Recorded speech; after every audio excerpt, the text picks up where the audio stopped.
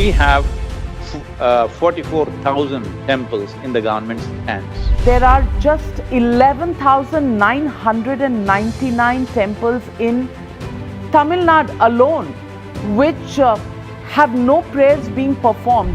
They're saying these 12,000 temples will die in the next few years. The government has submitted in the High Court that 1,200 deities have been stolen.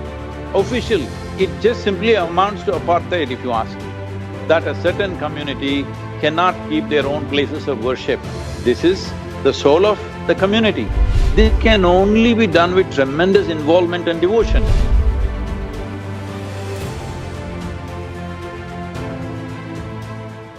Hello and welcome to this very special episode of Frankly Speaking. And tonight, my guest is the one and only Sadhguruji. Sadhguruji, namaskaram. Many people have written in to me wanting to hear from you. We had a regular interaction during the COVID period, during the lockdown.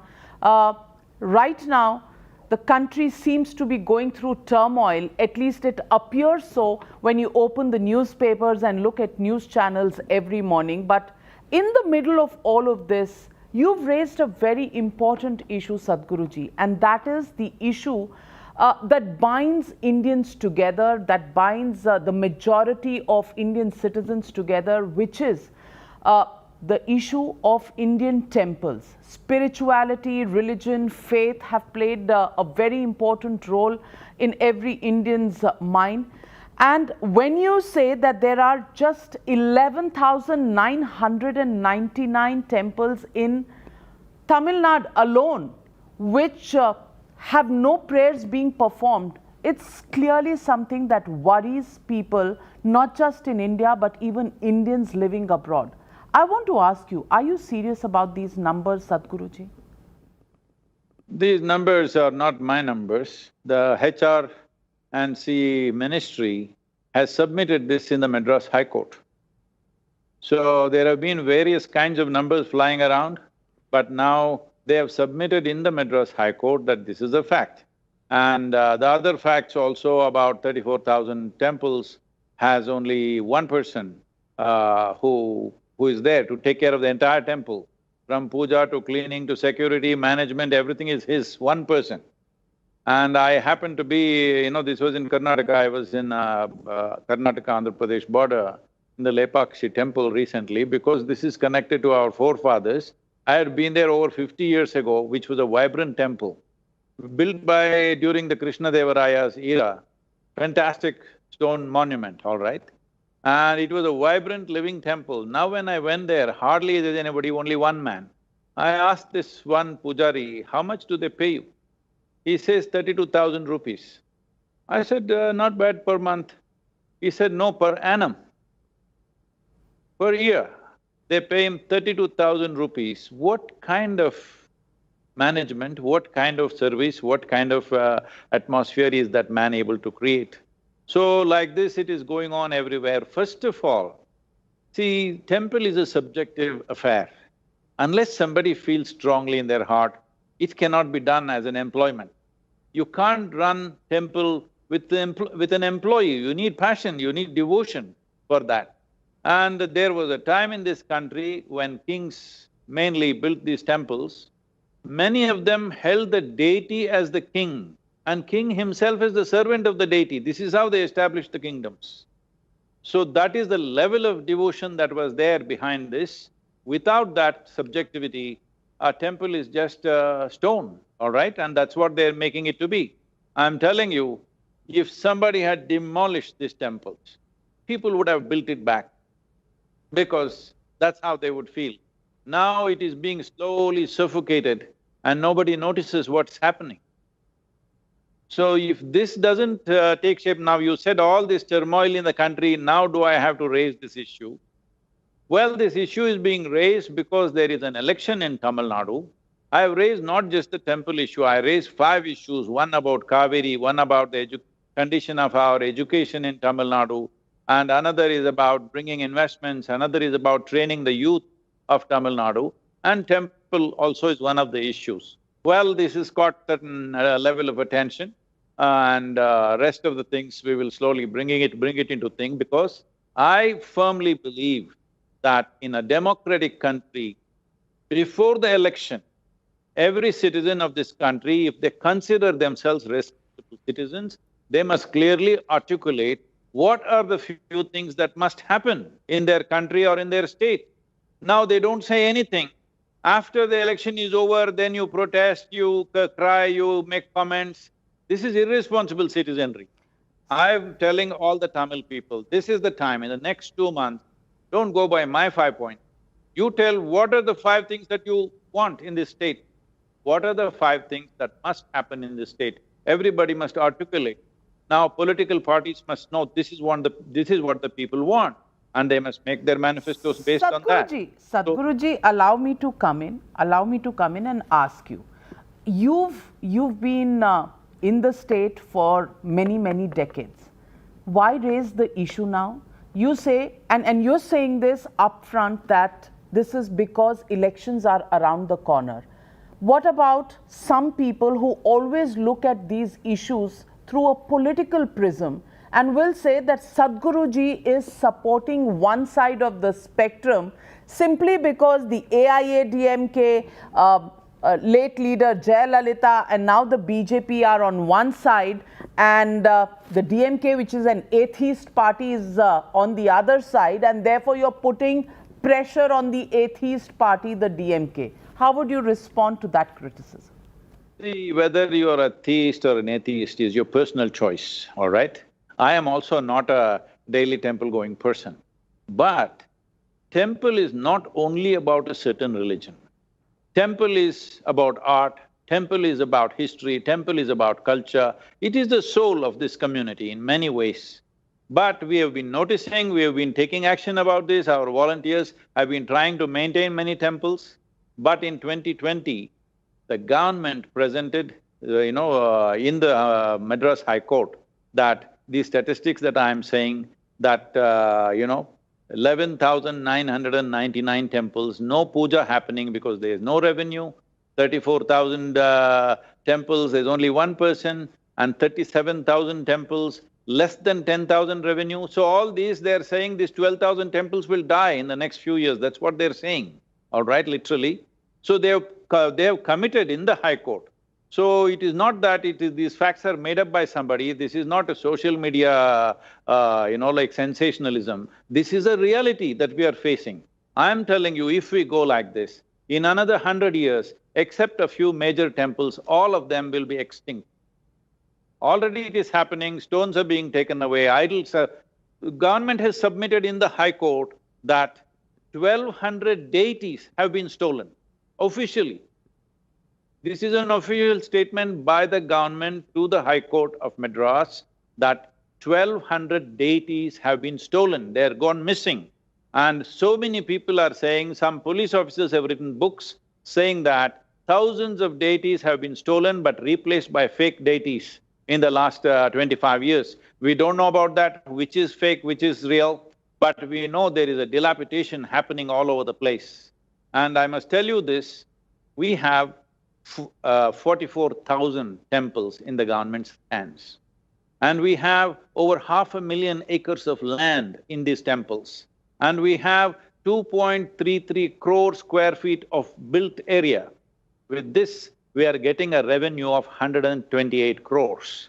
How's that? For example, the SGPC, the Gurudwara Committee, has 85 Gurudwaras in their hand.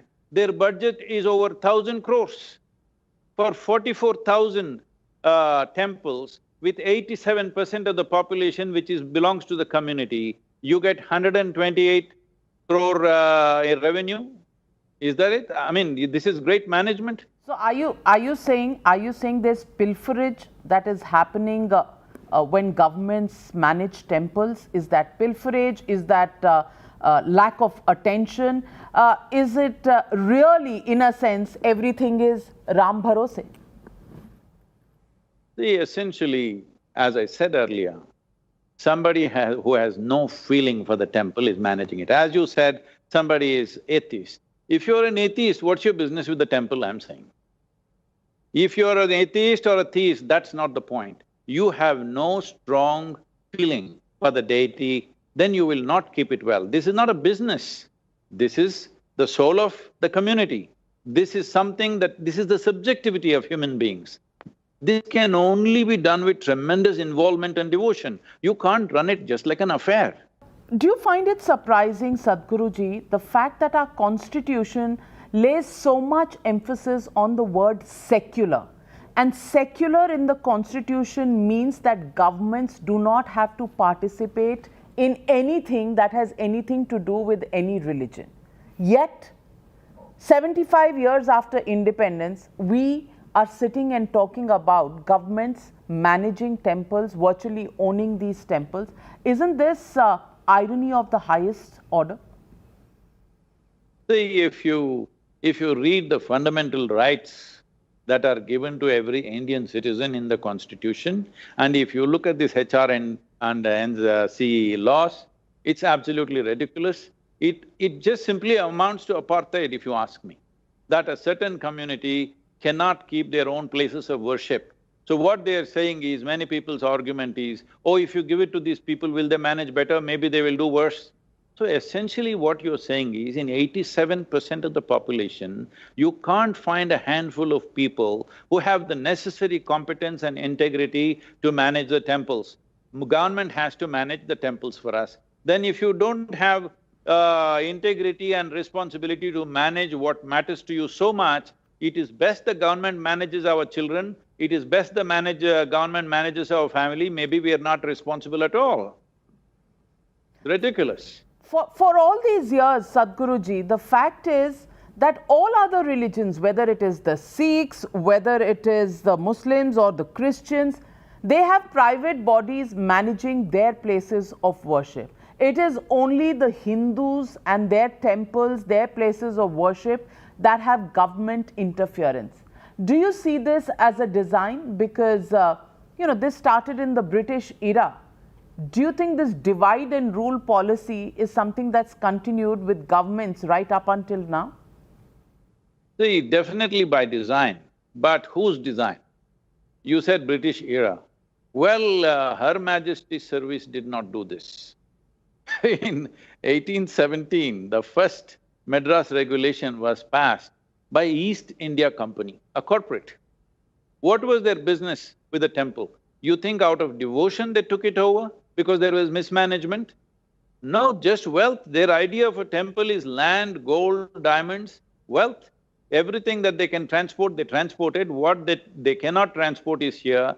I am not interested in the wealth of the temple. This is the subjectivity of the largest community in the country. Now, this whole legacy is like this. In 1817, the first Madras regulation happened. In 1840, there was a directive that you must release the temples back. You know why? Because the Christian missionaries protested that how can Christian men manage pagan temples? It's a disgrace. So give it back to them. Because anyway the gold was taken, after that what is our business? They gave it back in 1840. In 1845, they handed back most of the temples, but by then, in many small temples, managements were destroyed, so they were left just like that. Whoever could take it over, they were doing it. And then in 1863, they again brought back the Religious Endowments Act, because then they saw it is not just about gold and wealth, but there was also land. So they came back again. And then they saw by 1925, temples were becoming the hubs of organizing freedom movements. So they brought back Madras Religious and Charitable Endowments Act in 1925. And again there was opposition and it was converted not to Madras Religious, but it became Hindu. Yes. Only the Hindus were targeted. That is because the minority strongly protested, they released them and only the Hindu temples were held. And later on in 1951, Hindu Religious and Charitable Endowment Act was passed, which was a serious draconian law, and that was struck down both by Madras High Court and Supreme Court. And then they came up with another compromise. Tamil Nadu Religious and Charitable Endowment Act was passed in 1959 during the Kamaraj era. So it's got nothing to do with atheist belief and nothing to do with the present two parties which are either in power or weighing for power. Nothing to do with any of them. It is way beyond that. It is just apathy which has left it just like that. It's time to fix it.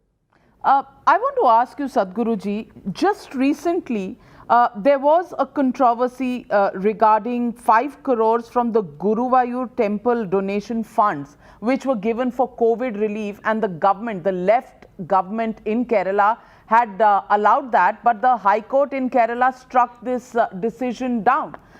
Now, I want to ask you, on the one hand, you have the left government in Kerala doing what it wants with the donations that come to these temples. And on the other hand, we have an ordinance that is being proposed in Uttar Pradesh, where all temples, instead of being given back to Hindus to run them themselves, even in Uttar Pradesh, we are, at the moment talking about an ordinance which could bring temples under the control of the government. Do you think on one issue, control over temples, political parties from the far left to the far right are on the same page? See, that is why the initial question that you asked, is this… are we taking sides in terms of political parties? Is this against an atheist belief versus AIADMK and BJP? No, I am saying all of them are doing the same thing. Whether it's AIADMK or BJP or any other party, everybody when they are in power, they're doing the same thing. So I'm saying, why cannot we run these temples? The community should run, because this is the fundamental right. And you thinking unless government runs the temples, it will not be run well, is simply because you must understand the previous managements broke down when the country was in occupation. And whoever was working there became the managers and slowly like owners, so there was a lot of mismanagement. But temples were a vibrant places of this culture. People… especially in Tamil Nadu, we call many of our towns temple towns because the core of the town is the temple. Because of the temple, there is a town. It's not the other way around. There was a town and then they built a temple. It's not like that. Only because of the temple, there is a town. And the amount of work that's been done is absolutely incredible, both in terms of architecture, in terms of sculpture, art, engineering. There is no such thing anywhere in the world. That kind of stuff is there, but we are just letting it languish because without people's involvement, this is not going to happen. Temple is not a monument to be preserved by ASI, as it is being done in many places. If you leave it to the people, they will manage it in a vibrant way. Why Gurudwaras are an example right now, how they're being run, and the amount of food they provide to the people, the langars that are going on, and in any disaster or whatever happens, how they reach out and do work for their people. Much more can be done by temples, because if you just look at this 500,000 acres of land, anywhere in Tamil Nadu, the normal rent per 1 acre of land is approximately, minimum level is 10,000. Just imagine what is the budget that is there for the temples. With that kind of budget, you can make it a very vibrant place, you can take care of pandemics, disasters, whatever it happens in that region, they will attend to it. Above all, because they're connected with the community, they can attend to it in a very effective way, using the money effectively. Unlike government that has to go through a filter of a whole system, by the time it comes down to the ground, what comes down is a few drops most of the time. Sadhguruji, Sanjeev Sanyal in his book has written every temple had charitable endowments, including property that was given, and these were the hallmark of places where dance, art, trade, even general community living really came alive. I want to ask you, a party like the BJP, which made its political debut or its political muscle flexing on the basis of the Ram temple movement, and finally gets a court order and is in the process of building a Bhavya Ram Mandir. In Uttar Pradesh is planning to bring in an ordinance. In Uttarakhand already has brought in 51 temples under government control, and in Kashi is opposing any such development or making of a Bhavya temple in Kashi itself. To what do you put this kind of obstinacy, despite the fact that some members of parliament have brought in private members' bills it still hasn't become an issue within the BJP, which is supposed to be a champion party of the Hindutva? See, allowing a certain amount of margin for this, political parties have their own compulsions, variety of compulsions of their own, I don't want to get into that. All I'm saying is, after 74 years, before the 75th freedom, Independence Day happens, let in the center and in the states, because largely many of these are state laws, that's why I'm focusing on Tamil Nadu, they must commit how to, hand over the temples to the community. It need not be just done in one shot and let it collapse. It can be done properly, at least appoint a commission. Maybe a couple of Supreme Court judges can sit on it and see how it can be done. When everybody else can manage their affairs, why is it that one community, which is the majority community, cannot manage? So people will say caste, this, that. Well, there are solutions for all that. First of all, show the intent. Whatever your political compulsions are, you have to do your politics, I agree with you, but this is an express concern after 75 years of free India. If the freedom to practice one's religion the way they want doesn't exist, what kind of freedom is that? Sadhguruji, you're talking about bringing in former justices of the Supreme Court in a commission. So how do you think a solution is going to come out of a commission having former judges? No, I'm talking about a commission with judges, not for them to take the decision, for them to evolve a process of devolution. The decision of whether it should come to the community or not doesn't arise. That we must decide in the elections. This is why I'm pitching it up now. If the people of the community should stand up and say that if you do not hand over the temples to community, we're not going to vote for you. This must be clear to the political parties, whoever they may be. I said Supreme Court judges so that they interpret the law properly. I don't want this to go to the court, because if you go to the court, as you said, one judgment will come this way, another will come that way based on the intricacies of law. No, I want a legislation. It is important the legislation happens because the democratically elected government means they must respond to the needs of the people and the emotions of the people. This has to happen by legislation, not by court ruling. Not that Supreme Court judges should take a call on this, they must just evolve the process. Sadhguruji, I want to ask you, Stephen Knapp, a Western Vedic scholar and author of Crimes Against India and the Need to Protect Its Ancient Vedic Tradition, had said, government officials have taken control of Hindu temples because they smell money in them. They recognize the indifference of Hindus. They are aware of the unlimited patience and tolerance of the Hindus. Many Hindus are sitting and watching the demise of their culture. Do you think Hindus are indifferent and that is why governments do this to us? See, somewhere, if I have to elaborate on this, we have been raised, generally this entire culture has been raised as this is controversial, but let me tell you, as a godless culture. We are not a culture which we believed there's one power up there and he manages everything from there, there's one man sitting up there and he manages everything. Here we are always told, your life is your karma. The way you do it is the way it happens. Right things happen, wrong things happen, it's your business. But you can empower yourself with your spirituality, the religious processes, the rituals, the devotion, all these things empower you to create your life the way you want. But when you say life is your karma, we are saying your life is your making, 100%. So, this is a very different kind of culture, and I'm saying this is a culture which is ancient, but will be the only culture relevant for the future, believe me. Because the young people in this world, everywhere in the world, irrespective of geography, culture, race, religion, everywhere in the world, young people in the world want to take charge of their lives.